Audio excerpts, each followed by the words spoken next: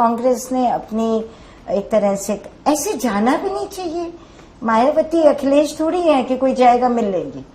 हाँ, एक प्रोटोकॉल होता है, वो नहीं मिलती है, वो वैसे भी नहीं मिलती, वो वैसे ही नहीं मिलती है। कांग्रेस के पास विकल्प तो है, मायावती एक विकल्प है, पर क्या मायावती के लिए कांग्रेस एक विकल्प है? क्या हम लोग वन वे क्यों बात कर रहे हैं?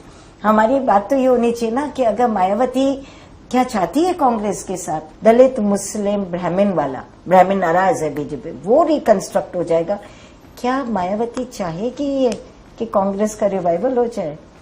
अगर एक बारी दलित गया तो फिर गया। वहां पे चेहरों पे अगर लड़ाई होगी तो अपोजिशन के लिए मुश्किल हो जाएगी, बट मुद्दे जाति इस पे अगर होगी तो तब ये लोग लड़ाई में अच्छी लड़ाई लड़ेंगे।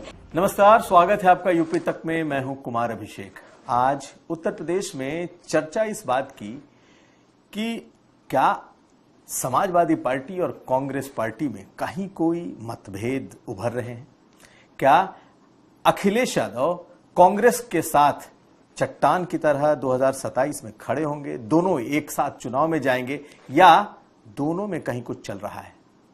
और इसकी शुरुआत कुछ यूं हुई कि 2-3 दिन पहले जब कांग्रेस पार्टी के दो दलित नेता बिन बुलाए मेहमान की तरह मायावती के घर पहुंचे, दरवाजे पर दस्तक दी, लेकिन बैरंग वापस कर दिए गए। कई तरह की चर्चाएं निकल पड़ी कि क्या कांग्रेस पार्टी किसी तरीके से अखिलेश यादव को कोई मैसेज भेज रही है।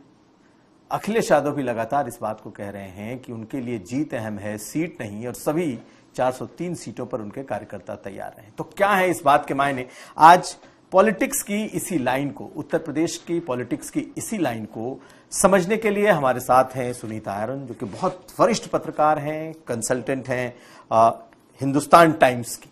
मैडम, स्वागत है आपका। Thank you. मैडम, आपका तो बहुत लंबा अनुभव रहा हिंदुस्तान टाइम्स में, बतौर एडिटर आपने हेड किया है। आज अब चुनाव में कुछ महीनों का वक्त है, 8-7-8-9 महीने आप कह लीजिए, चुनाव तो चढ़ जाएंगे 6 महीने के बाद ही। जिस तरीके की चीजें शुरू हो गई हैं, कांग्रेस पार्टी के दो नेता पहुंच गए, अखिलेश यादव भी अब कुछ सतर्क से दिखाई दे रहे हैं, मायावती भी मीटिंग करने वाली हैं। आप इस पूरे सिनेरियो को कैसे देख रहे हैं?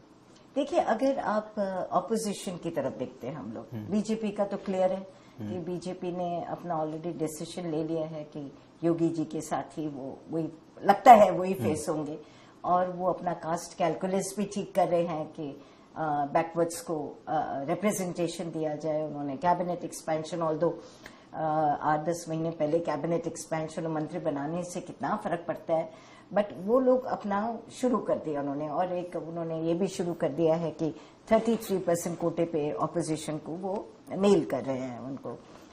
ऑपोजिशन में देखिए हर बार ये होता है, जिस दिन दो नेता मिलने के लिए गए मायावती जी से, आई थिंक उसी दिन या एक दिन पहले अखिलेश जी ने कहा कि ये भी कहा था कि हम कभी किसी को धोखा नहीं देते हैं, और हमारा जो अलायंस है वो कांग्रेस के साथ इंटैक्ट है।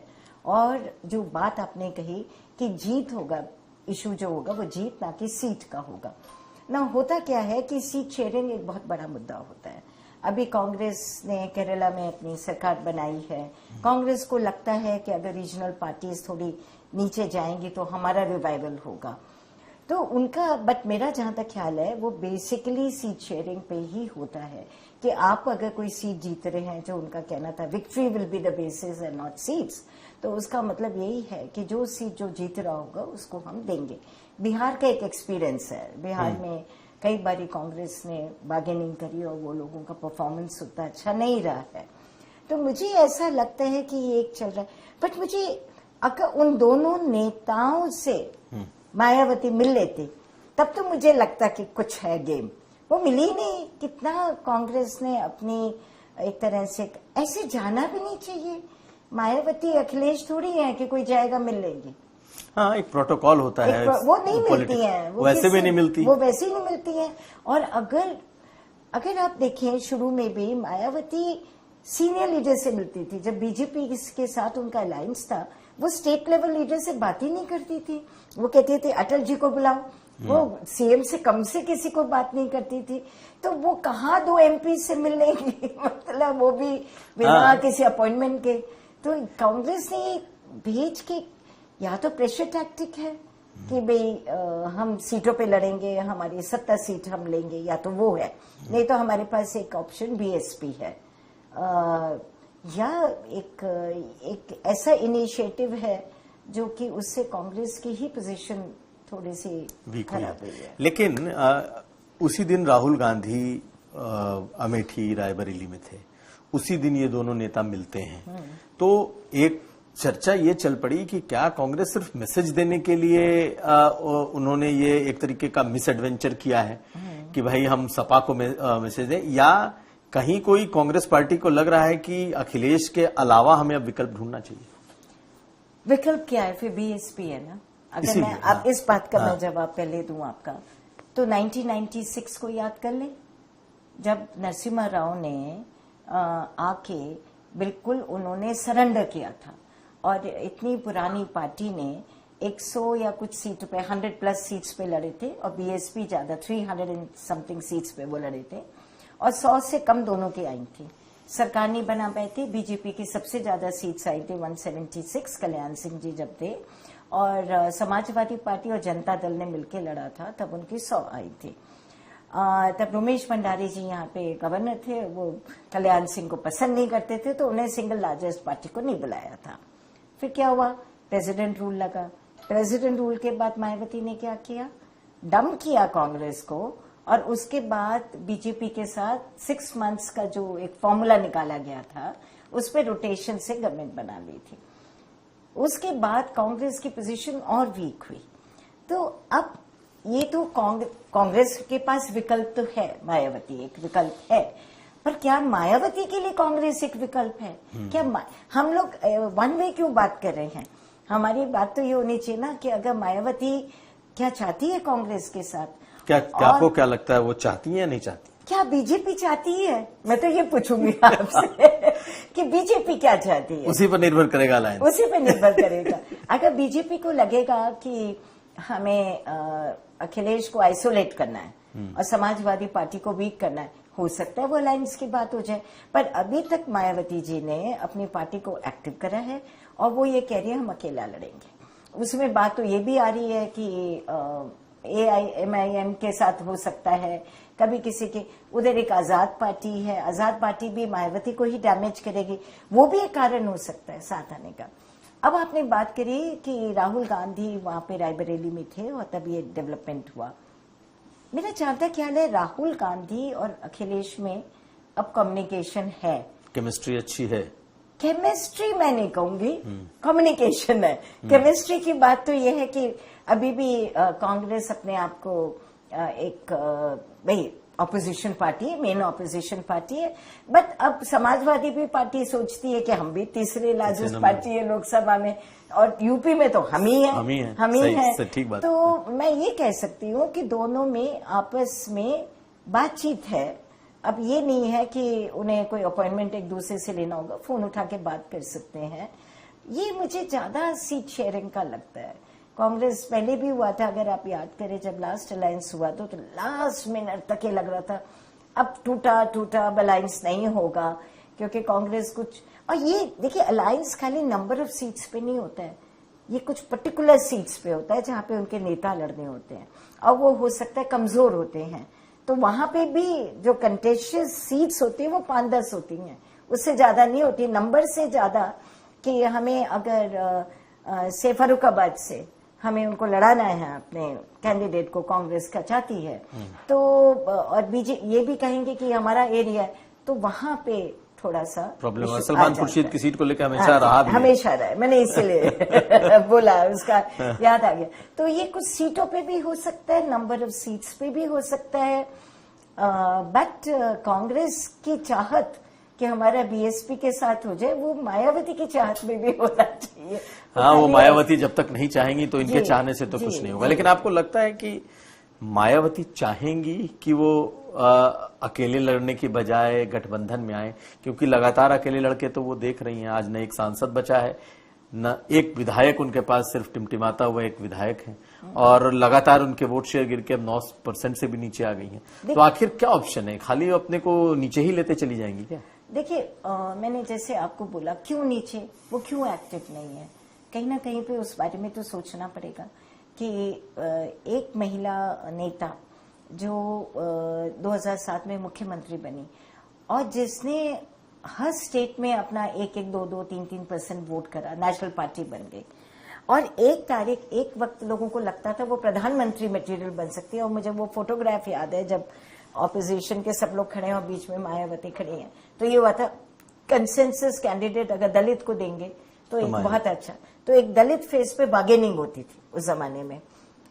अब वो बार्गेनिंग कौन करता था? वो काशीराम करते थे। आज की तारीख में सबसे ज्यादा प्रॉब्लम अगर है मायावती को तो वो काशीराम की नहीं होने वाली।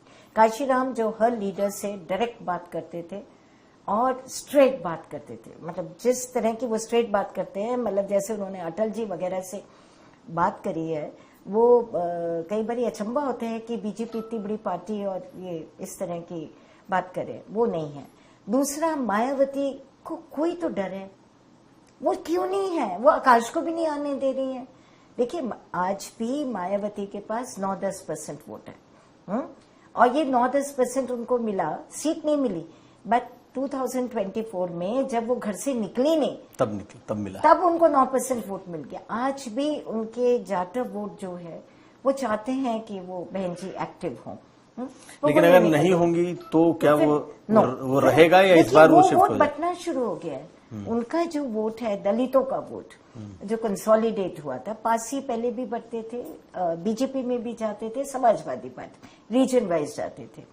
फिर मायावती जी ने लोअर बैकवर्ड्स इन सबको कंसोलिडेट करा, बहुत बड़ा चंक बीजेपी ले गई। वेलफेयर स्कीम्स हैं, बाकी धर्म है, हम लोग मान के चलते हैं कि ब्राह्मण ही खाली पूजा करते हैं, दलित भी बहुत पूजा करते हैं, वो अम्बेडकर की भी पूजा करते हैं, राम की भी पूजा करते हैं कुछ घरों में। और बट उन्होंने कुछ आगे क्या करे ही नहीं, she is just sitting idle. तो कौन उसके, अब समाजवादी पार्टी पिछली बार ही ले गई। तो अगर हम ये सोच रहे हैं कि मायावती और कांग्रेस के आने से जो कांग्रेस का पुराना वोट बैंक था, दलित मुस्लिम ब्राह्मण वाला, ब्राह्मण नाराज है बीजेपी, वो रिकंस्ट्रक्ट हो जाएगा, क्या मायावती चाहेगी कि कांग्रेस का रिवाइवल हो जाए? अगर एक बार ही दलित गया तो फिर गया। मुझे याद है जब 95 में इनको बनाया गया था मुख्यमंत्री और मोतीलाल वोरा जी थे, तो मुझे एक लाइन ये मुलायम सिंह जी की बार बार याद आती है कि कांग्रेस सबसे बड़ी गलती करी, अब दलित वोट इनका हमेशा के लिए गया।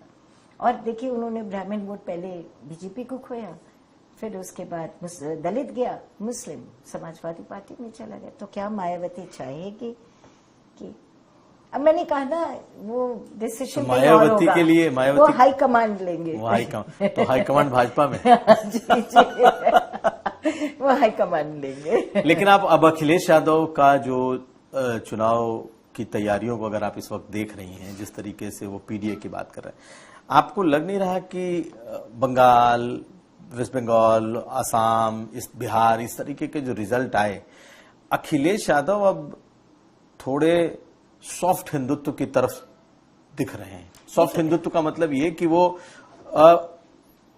अपने को एसोसिएट कर रहे हैं कि भाई उनके ऊपर कुछ खास एक ऐसा ना चिपक जाए कि वो एक समुदाय विशेष तक ही उनको लोग सीमित कर दें।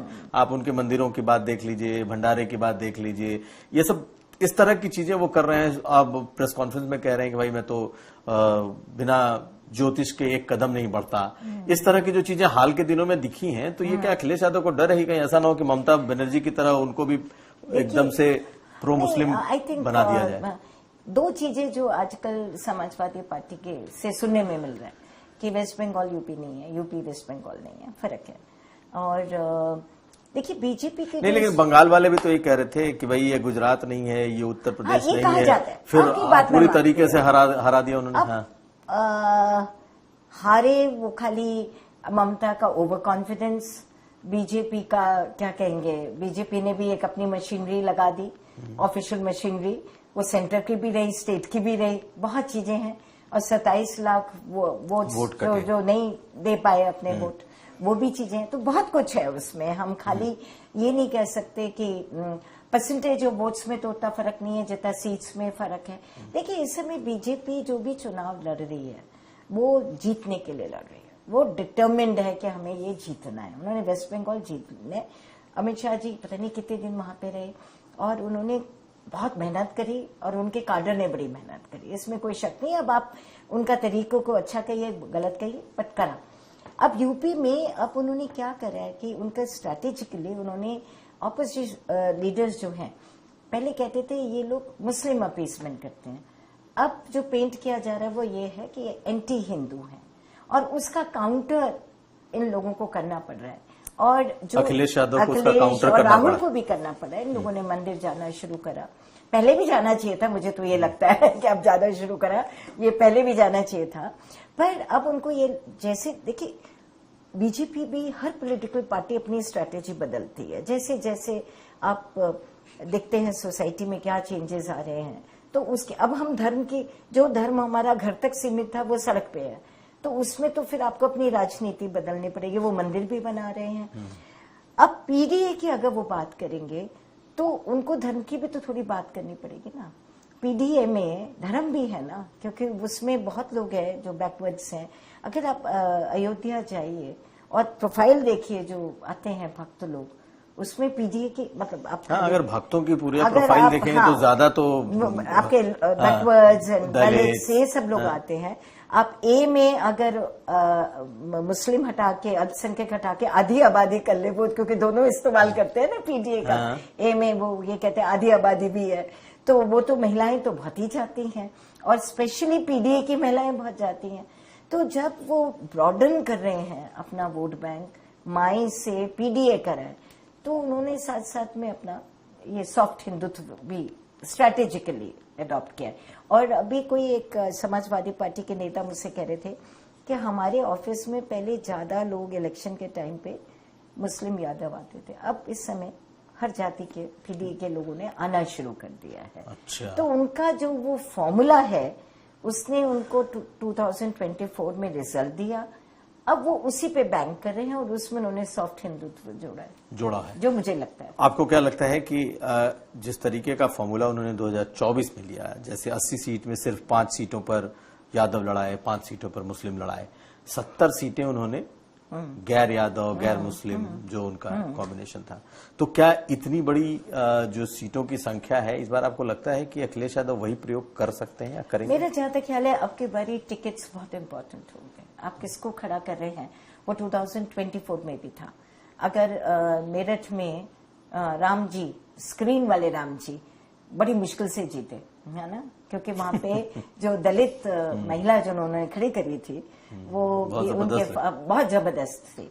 तो अब की बारी कैंडिडेट बहुत इंपॉर्टेंट होंगे, वो बीजेपी के लिए भी, वो हर पॉलिटिकल पार्टी के लिए होंगे। और ये मेरा जहां तक ख्याल है इस पे बहुत एक्सरसाइज करते हैं, मेरा जो है इनका मानना है। और उसमें जो ये बोल रहे हैं, मैं प्रेस कॉन्फ्रेंसेस में जो बोल रहे हैं कि अब की बारी आप जीत रहे हैं तो ही टिकट है, नहीं तो नहीं है। और अपना जो भी ये लोग एक्सरसाइज कराते हैं, आई थिंक सर्वे तो सब पॉलिटिकल पार्टीज कराती हैं, कौन जीत रहा है कौन नहीं जीत रहा है, तो टिकट्स का बहुत होगा। बट देखिए 2024 में कॉन्स्टिट्यूशन एक मुद्दा था, एक बहुत बड़ा मुद्दा था, इसको लोग अंडर एस्टिमेट करते हैं। उससे बिल्कुल आपका लोअर जो आपके बेनिफिशियरीज थे वो सब खिलाफ हो गए, तो वो मुद्दा खत्म नहीं हुआ है। अच्छा है अभी वो मुद्दा, तभी तो ये बार बार कोटे की बात कर रहे हैं, जो पीडीए ऑडिट की बात कर रहे हैं। समाज में जो एक हिंदूज एक हो रहे थे, जो 80-20 की बात होती थी, वो बीजेपी बहुत सक्सेसफुल हो गई थी और तभी तो उनका 50% तक उनका वोट चला गया था कि 50% उनको वोट मिला है। वो उसमें दरारें आ गई हैं पीडीए की वजह से, और वो इसलिए नहीं आई हैं कि उनको अखिलेश जी पसंद आ रहे हैं या राहुल गांधी, इसलिए आ रहे हैं कि उनको ये लगता है कि बीजेपी कहीं ना कहीं हमारे कोटे को, ये अपर कास्ट, जो चीज वो हटाना चाह रही थी बीजेपी कि हम अपर कास्ट पार्टी हैं, वो फिर से ये हो रहा है कि कहीं ना कहीं ये कोटा हमारा हमसे ले लिया लेकिन जाएगा। 2024 में ये जितना स्ट्रांग था, संविधान बदल देंगे, आरक्षण खत्म कर देंगे, आपको लगता है अभी भी ग्राउंड पर वही इंटेंसिटी उस तबके में बनी हुई है या वो डाइल्यूट हुआ है? नहीं, डाइल्यूट हो गया है, वो इंटेंसिटी नहीं है। तभी तो ये पीडीए ऑडिट की रिपोर्ट्स आ रही हैं जिसमें वो फिगर्स दे रहे हैं कि इतनी जो रिजर्व पोस्ट हैं ये खाली हैं, इनको नहीं दिया गया है, ये नहीं भरी जा रही हैं। और I think it's a continuous process जो ये लगातार लाएंगे कि इतने जो लोग भर्ती हुए हैं तो उसमें कौन लोग हुए। आप बीजेपी को जवाब देना पड़ रहा है ना उसका। तो कहीं ना कहीं पे देखिए वो इंटेंसिटी कम हुई है, डाइल्यूट हुई है कॉन्स्टिट्यूशन वाला, बट कहीं ना कहीं शक है। अब वो शक इलेक्शन तक कितना स्ट्रांग होता है उस पर डिपेंड करेगा आगे क्या होगा। आगे क्या होता है। अब हम आते हैं थोड़ा सा मुख्यमंत्री योगी आदित्यनाथ पर। ब्रांड योगी जो अभी तक 2017, 19, 22 में दिखा, 24 में तो ये कहा गया कि सीएम को दरकिनार किया गया, टिकट बंटवारे में उनकी नहीं सुनी गई, पंचायत शुरू हो गई, ठाकुरों की पंचायत शुरू हो गई। जब बीजेपी बुरी तरीके से हारी तो ठीकरा भी प्रदेश नेतृत्व पे ही फोड़ा गया। तो ये एक आया। आपको लगता है कि ब्रांड योगी अभी भी सक्सेसफुल है? क्योंकि योगी, ब्रांड योगी यूपी के बाहर तो दिखता है कि बंगाल में योगी का बुलडोजर, योगी की सभाएं, बिहार में योगी, लेकिन क्या उत्तर प्रदेश में योगी का वैसा ही जलवा है जो 2027 में भाजपा को फायदा पहुंचाएगा, या आपको लगता है कि? सुनिए, हमारे कुछ पत्रकार बंधु जब से बने तब से रोज हटा रहे हैं। अगर ये ब्रांड ना होते ना तो अभी तक हटा दिए गए होते। इनका वैल्यू है, इनका ब्रांड अभी है, तभी ये कुर्सी पे है। क्योंकि with in the party, with in the government opposition है, वो बार बार दिखाई देता है। लोग बार बार मीटिंग्स होती हैं, बातचीत होती है, बट फिर इनको रखा भी गया है ना। तो बीजेपी के भीतर में भी ये हटा इसलिए पा रहे हैं क्योंकि ये ब्रांड है। ये मानना पड़ेगा। आप कुछ भी कर लीजिए, जो वो सैफरन पहनते हैं। और दूसरी बात, वो ब्रांड इसलिए भी बने हैं क्योंकि वो जो भाषा बोलते हैं और जो वो खुल के एंटी मुस्लिम पॉलिटिक्स करते हैं, उसका भी एक स्पेस बन गई है, पॉलिटिकल स्पेस है उसकी, और लोग उसको पसंद कर रहे हैं। अब जब मैं आपको एक एग्जांपल देती हूँ, हमने ऐसे बोला, मैं कहा सुनो भाई, अपने फ्रेंड सर्कल में मैंने कहा नमाज पे क्यों मना कर रहे हैं? नमाज अगर कर रहे हैं तो क्या हो गया? हमारे भंडारों में देखो कितनी गंदगी हो रही है और कितना गाना बज रहा है। तो फट से जवाब आता है, ये बड़े एफ्लुएंट लोगों की बातें हैं कि भाई भंडारे तो साल में 5 बार ही होता है, नमाज तो दिन में 5 बार ही होती है। तो जो वो कहते हैं उसको कहीं ना कहीं पे लोग उसको, उसका भी एक है, जगह है उसकी अपनी, उस आइडियोलॉजी की जगह बढ़ रही है, इट इज ग्रोइंग, है ना। तो मुझे लगता है योगी आदित्यनाथ अभी ब्रांड है। और वैसे बीजेपी के बारे में कभी भी किसी पत्रकार को कुछ भी बहुत ज्यादा बोलना नहीं चाहिए क्योंकि आपकी अपनी भद होती है। हाँ, ये कब क्या करते हैं, अभी दिल्ली में बहुत बातचीत हो रही है, पता चला कि प्रधानमंत्री जी ने कुछ और डिसीजन ले लिया, तो हम जो यहाँ बोल रहे हैं, बट वो यहाँ, मेरे हिसाब से वो यहाँ रहेंगे और वो एक ब्रांड है, इसलिए वो यहाँ रहेंगे। जैसे अभी चुनाव के दौरान ही जो नए राष्ट्रीय अध्यक्ष बने हैं नितिन नवीन, उन्होंने कह दिया कि योगी जी के नेतृत्व में ही वही हमारा फेस होंगे। तो बीजेपी तो उनके फेस पे ही चुनाव में जाएगी।